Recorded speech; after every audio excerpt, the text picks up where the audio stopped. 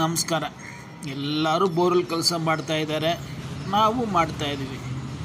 ನಾವು ಸ್ವಲ್ಪ ಡಿಫ್ರೆಂಟಾಗಿ ಮಾಡೋಕ್ಕೆ ಟ್ರೈ ಮಾಡ್ತಾಯಿದ್ದೀವಿ.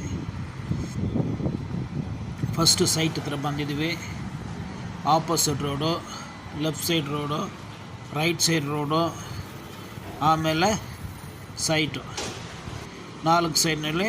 ಸೈಟ್ ಒಳಗಡೆ ಬಂದರೆ ಎಷ್ಟು ಹೈಟ್ ಇರುತ್ತೆ, ಬೋರ್ವೆಲ್ ಎಲ್ಲಿ ಐತೆ, ಜೀಪ್ ಬಂದರೂ ಸರಿ, ಬೇರೆ ಏನೋ ಬೋರ್ವೆಲ್ ಗಾಡಿ ಬರಬೇಕಂದ್ರೂ ಸರಿ, ಮೇಲೆ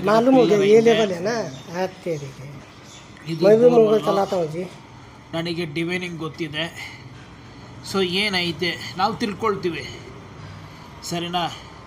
ಇದು ಚಾರ್ಜ್ ಮಾಡಿಲ್ಲ, ನಾನು ಸ್ಟಡಿ ಮಾಡೋಕ್ಕೆ ನಾನು ತಿಳ್ಕೊಂಡಿದ್ದೀವಿ ಇದೇ ಥರ ರಿಪೋರ್ಟ್ ಬರುತ್ತಾ ಬೇಡಣ ಅಂತ ಏನು ಹೇಳಲ್ಲ, ಸರಿನಾ?